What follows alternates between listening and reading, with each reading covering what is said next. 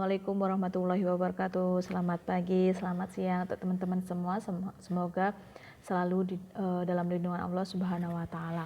Oke, kita melanjutkan materi kemarin ya. Kali ini kita akan membahas mengenai perpustakaan digital.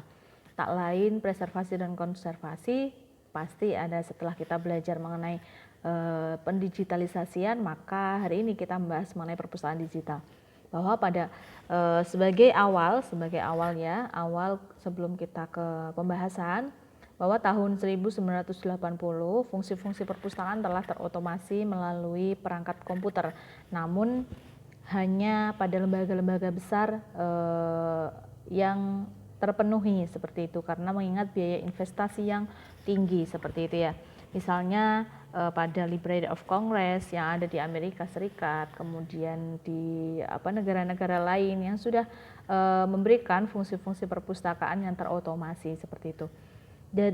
Jadi ada pemikiran dari sudut pandang pengguna bahwa komputer bukanlah bagian dari fasilitas manajemen perpustakaan, melainkan hanya pelayanan untuk digunakan staf perpustakaan seperti itu. Nah, namun sudut pandang seperti ini tidak semua terpenuhi seperti itu ya, tidak semua benar seperti itu. Bahwa kita tahu perpustakaan ini kan menjadi salah satu penyedia informasi yang penting ya, bahwa kedudukannya dalam dunia informasi atau pendidikan ini menjadi menjadi tonggaknya atau menjadi rumahnya seperti itu, yang bisa menjawab tantangan di era informasi saat ini seperti itu ya. Nah, bagaimana tantangan-tantangan yang ada? Nah, tantangan yang ada ini bagaimana sih cara menyalurkan informasi dengan cepat, tepat, dan global seperti itu. Kemudian untuk menjawab tantangan tersebut, maka perpustakaan itu harus melakukan sebuah perubahan-perubahan. Nah, di sini ada beberapa apalagi di masa pandemi saat ini ya. Di masa pandemi saat ini kan ini menjadi sebuah tantangan tersendiri bagi perpustakaan untuk memberikan sebuah pelayanan, menyalurkan informasi dengan cepat, tepat, dan global seperti itu. Nah, perubahan yang seperti apa sih yang diharapkan dalam melakukan menjawab tantangan tersebut seperti itu. Nah, perubahan-perubahan mulai dari yang pertama ada mekanisme, di mana mekanisme ini dilakukan dalam sistem administrasi khusus katalog, misal seperti itu. Nah, namun katalog di sini bukanlah katalog yang yang kita kenal sebagai OPAC ya, Online Public Access Cataloging. Nah, katalog ini hanya berupa daftar koleksi ya dalam sumber informasi tanpa terhubung dengan catatan peminjaman atau sumber eksternal. Nah, ini mekanismenya. Kemudian perubahan selanjutnya, perpustakaan perlu mengintegrasikan fungsi komputer lebih jauh. Karena apa? Karena komputer selain berfungsi sebagai katalog elektronik, dia juga berfungsi untuk menampilkan perkembangan aktivitas peminjaman, kemudian mengamati aktivitas peminjaman secara detail, guna memenuhi kebutuhan pengguna. Kemudian perpustakaan juga bisa mengadopsi otomasi yang berupa mengikuti pesatnya perkembangan teknologi komputer dan jaringan pada saat ini seperti itu. Nah, setelah itu perubahan itu mulai berkembang. Nah, barulah penggunaan electronic data interchange. Nah, ini EDI atau singkatannya ya. EDI ini merupakan salah satu pertukaran informasi bisnis antar komputer yang menggunakan format standar tertentu. Jadi dengan EDI ini perpustakaan bisa menjalin hubungan dan atau berbagi data secara luas dalam bentuk peminjaman antar perpustakaan, atau mungkin menggunakan surat elektronik atau pemesanan pinjam secara elektronik atau penyediaan dokumen secara elektronik seperti itu. Jadi pustakawan ini harus berperan aktif ya, menyediakan akses demi mendapatkan sebuah informasi yang lengkap seperti itu. Nah, ini kenyataannya. Namun tidak ada satupun bahwa perpustakaan ini menyediakan informasi atau terbitan, tetapi perpustakaan dituntut tetap harus berperan dalam menyediakan akses demi mendapatkan informasi yang lengkap. Nah, caranya bagaimana? Yaitu meminjamkan antar perpustakaan. Jadi, bagaimana sih pustakawan harus membuat inovasi baru, menjalin hubungan kerjasama dengan perpustakaan lain. Nah, konsep ini akan berubah seperti itu. Konsep ini akan berubah yang tadinya dari user oriented menjadi user satisfaction oriented, bahwa kecenderungan untuk memberikan kepuasan kepada pengguna itu lebih diutamakan, karena tak lain pemustaka itu kan adalah raja seperti itu, seperti halnya orang yang pembeli seperti kan itu. Nah, motif-motif yang mendasari dalam pengembangan perpustakaan digital itu apa sih? Pertama, perpustakaan konvensional, bahwa aksesnya ini hanya terbatas pada dokumen, ya kan? Karena konvensional, yaitu kedekatan dengan fisiknya. Jadi pengguna harus datang untuk mendapatkan dokumen yang diinginkan, kemudian melalui jasa pos misal. Nah, untuk mengatasi keterbatasan ini, maka perpustakaan digital harus mampu untuk menyediakan sebuah akses cepat terhadap katalog dan bibliografi serta isi koleksi seperti itu yang ada di perpustakaan lain secara lengkap. Kemudian bisa melalui komponen manajemen database atau penyimpanan teks, sistem penelusuran dan tampilan dokumen elektronik, di mana diharapkan dengan adanya sistem digital ini mampu mencari database koleksi yang mengandung karakter tertentu, baik itu sebagai kata maupun bagian kata. Maka perpustakaan konvensional ini penelusurannya tidak jadi di perpustakaan konvensional, perpustakaan seperti seperti yang lalu itu tidak akan dilakukan kembali seperti itu ya. Kemudian untuk menyederhanakan perawatan dan kontrol harian atas koleksi perpustakaan. Nah, ini motif-motif pengembangan digital, perpustakaan digital. Kemudian mengurangi bahkan menghilangkan tugas-tugas staf tertentu. Kemudian ada juga untuk mengurangi penggunaan ruang yang semakin terbatas dan mahal. Nah, ini motif-motif dalam pengembangan perpustakaan digital. Kemudian apa sih ya? Dari tadi bilang tentang perpustakaan digital. Apa sih sebenarnya perpustakaan digital itu, ya kan? Banyak sekali pendapat dari beberapa tokoh terkait perpustakaan digital berdasarkan International Conference of Digital Library. Perpustakaan digital itu merupakan sebagai perpustakaan elektronik yang informasinya didapat, disimpan dan diperoleh kembali melalui format digital. Perpustakaan digital bisa merupakan kelompok workstation yang saling berkaitan dan berhubungan dengan jaringan dengan berkecepatan tinggi. Itu menurut International Conference of Digital Library. Nah, ada banyak sekali pendapat-pendapat dari beberapa tokoh bahwa menurut Cleveland ada faktor yang menjawab tentang istilah digital library. Yang pertama, adanya perbedaan penggunaan istilah oleh komunitas perpustakaan dalam memahami konsep electronic library, virtual library, kemudian library without walls, ya, perpustakaan tanpa dinding, ya. Nah, seperti itu. Ini kan ada pemikiran-pemikiran ataupun kebingungan bagaimana sih konsepnya perpustakaan digital seperti itu kan. Nah, bahwa perpustakaan digital ini fokus perhatiannya dari banyak bidang area riset yang berbeda, sehingga pengertian-pengertian tentang perpustakaan digital ini bermacam-macam gitu loh. Dan pemahaman digital library tergantung pada masing-masing komunitas riset yang menggambarkannya. Sebagai contoh ya, dari segi pandang temu kembali informasi, database besar ini bisa dikatakan sebagai digital library. Kemudian ada lagi, bagi orang yang bekerja di hypertext teknologi, satu aplikasi khusus metode hypertext ini bisa dikatakan sebagai digital library. Atau mungkin bagi ilmu perpustakaan, langkah lain dalam menentukan otomasi perpustakaan, kemudian itu bisa dikatakan sebagai digital library seperti itu. Jadi dalam hal tiga ini bisa menjawab kebingungan-kebingungan yang ada. Jadi ini menjadi salah satu fakta bahwa digital library ini pengertiannya itu sesuai dengan perhatian dari banyak bidang area riset yang berbeda seperti itu.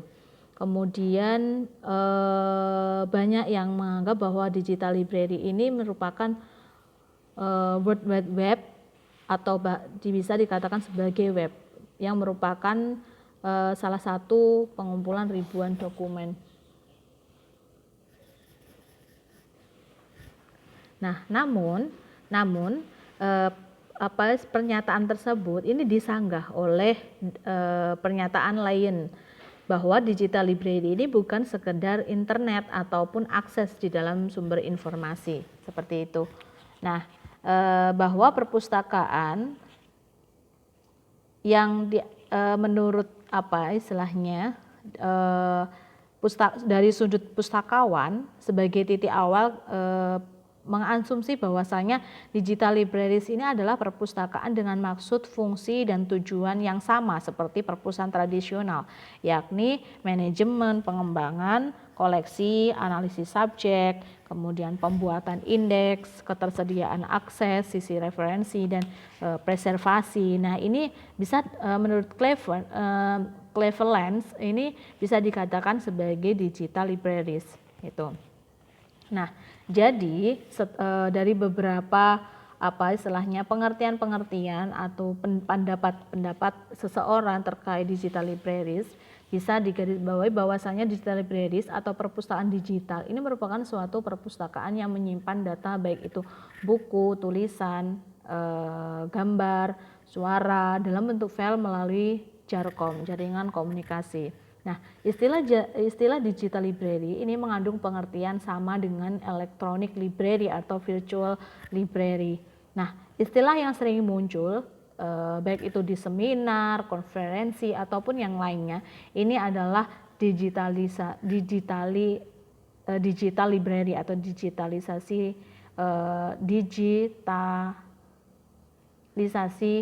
library atau digital library seperti itu ya. Nah, ini jadi digital library, perpustakaan digital. Ini merupakan suatu perpustakaan yang menyimpan data baik itu buku, pokoknya bahan pustaka itu.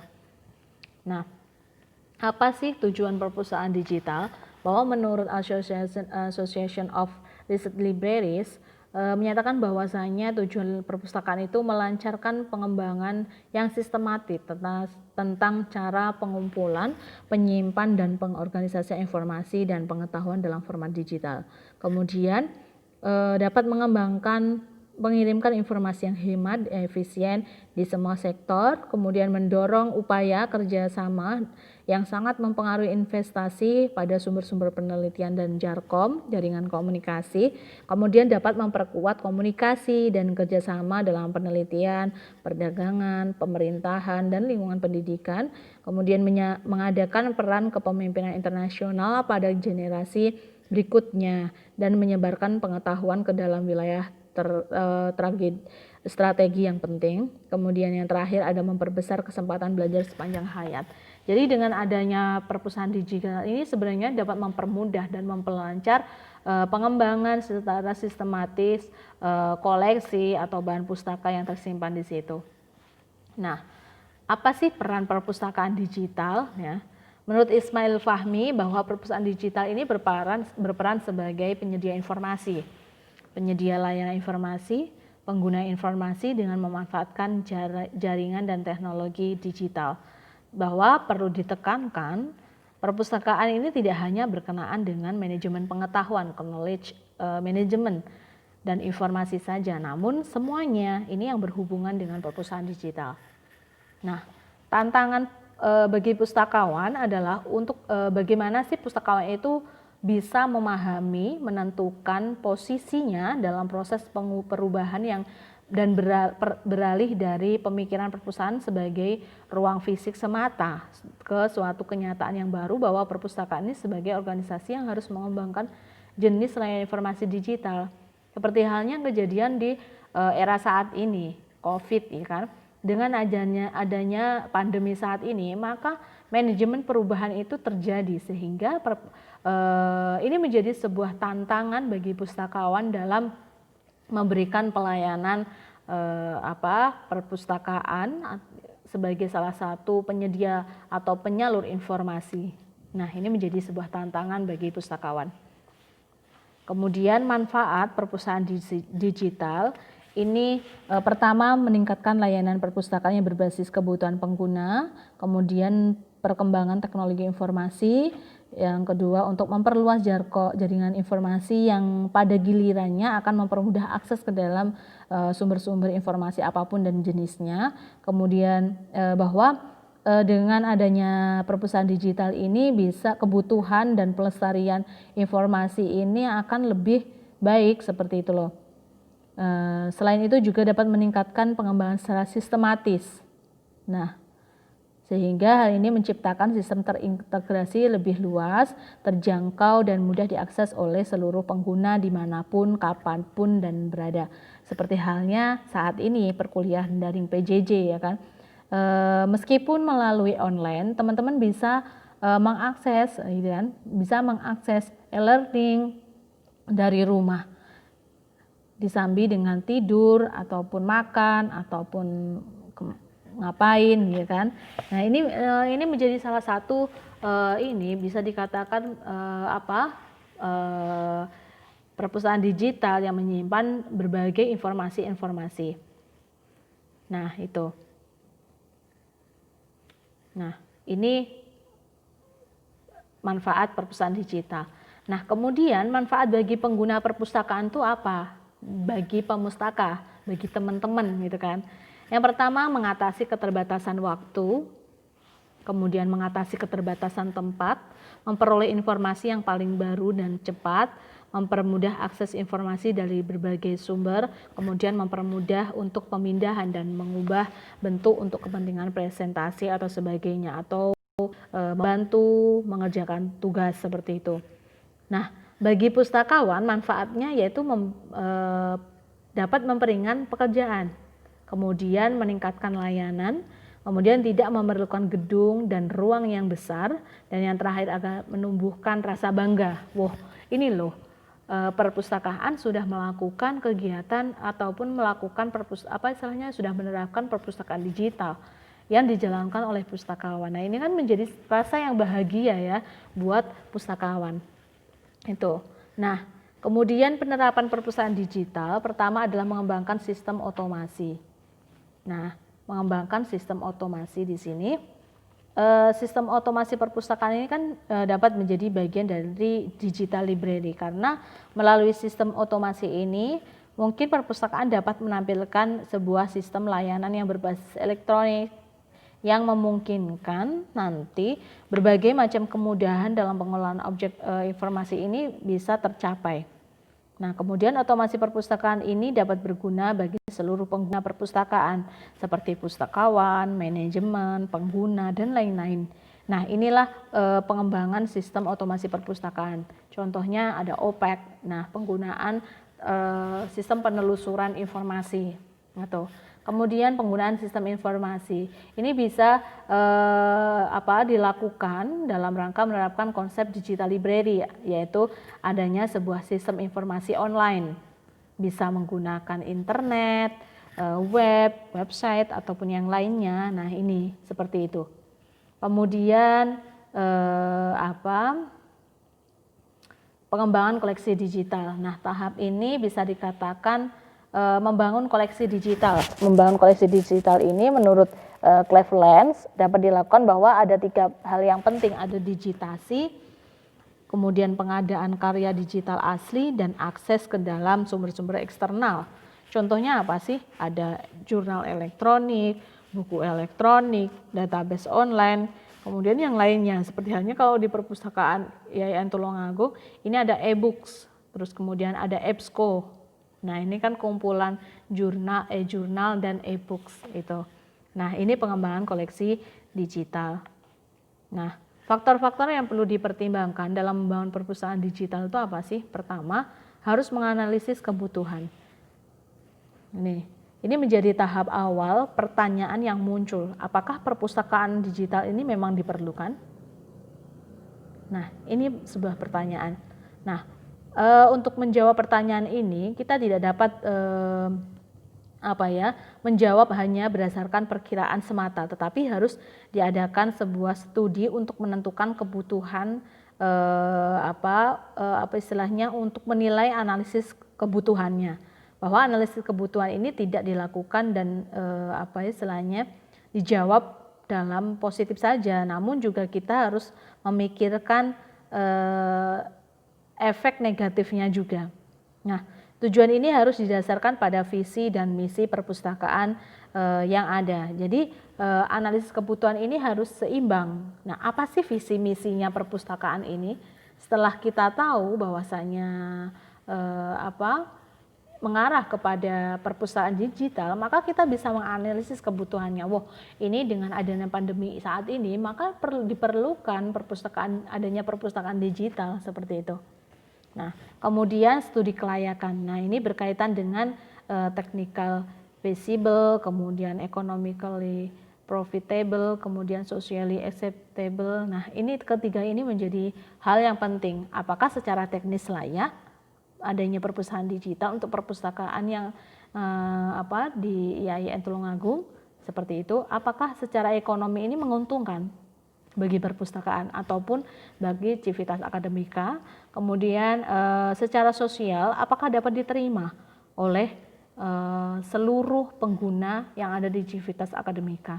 Nah, ini yang menjadi faktor yang perlu dipertimbangkan dalam membangun perpustakaan digital. Kemudian kriteria dalam pemilihan software untuk database ada access point, user friendly, sustainability ataupun membangun perpustakaan digital. Ya, ini harus memperhatikan jangka panjang, ini bisa apa tidak itu. Kemudian harga di sini juga harus menjadi yang dapat istilahnya harus dipertimbangkan gitu kan. Ini menjadi hal yang membuat pustakawan dilema karena mahalnya misal pengadaan e-book atau e-journal dan lain-lainnya. Nah, ini mungkin terkait pembahasan materi hari ini, semoga bisa bermanfaat. Kurang lebihnya saya mohon maaf. Wassalamualaikum warahmatullahi wabarakatuh.